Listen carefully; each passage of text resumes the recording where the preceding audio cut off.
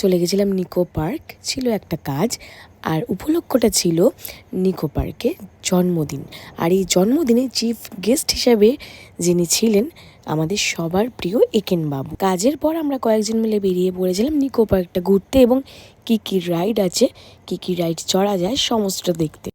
ভাই নিকো পার্কে এসে আর যাই চলো, সাইক্লোন চড়ো না, এত ভয়, মানে আমি ওটার ভিডিও করতে ভুলে গেছি। কিন্তু ভাই সবার যাওয়ার ইচ্ছে ছিল সাইক্লোনে, তো আমরা সাইক্লোনে চলে গেছিলাম এবং আমরা আসলে বুঝিনি যে আমাদের সাথে এইরকম হতে চলেছে। লিটারেলি আমি ভিডিও নিতে ভুলে গেছি, এত এক্সাইটমেন্টে আমি সব ভুলে গেছিলাম। তখন শুধু আমার ফোকাস ছিল সাইক্লোনে, তারপরে যা হয়েছে ভাই তুই যাবি চড়তে বলার নয়।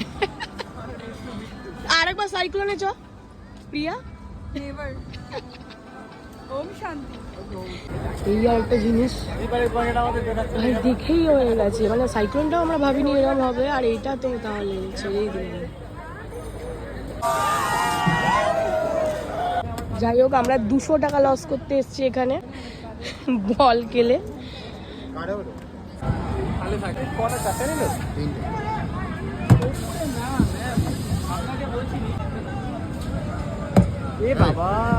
লসই হয়েছে ভাই, আমরা পারিনি।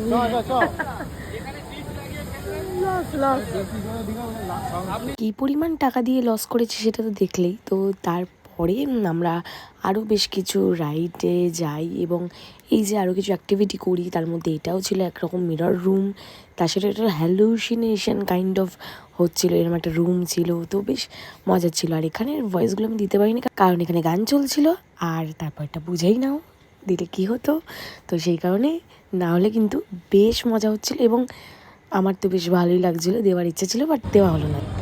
এই তুই সাইক্লোনে না উঠে এখানে কেন উঠেছিস? হ্যাঁ, তো সাইক্লোন টাইক্লোন সব কিছুর পর আমরা লাস্টে এই সাইক্লোনে উঠেছিলাম, ঘোড়া সাইক্লোন।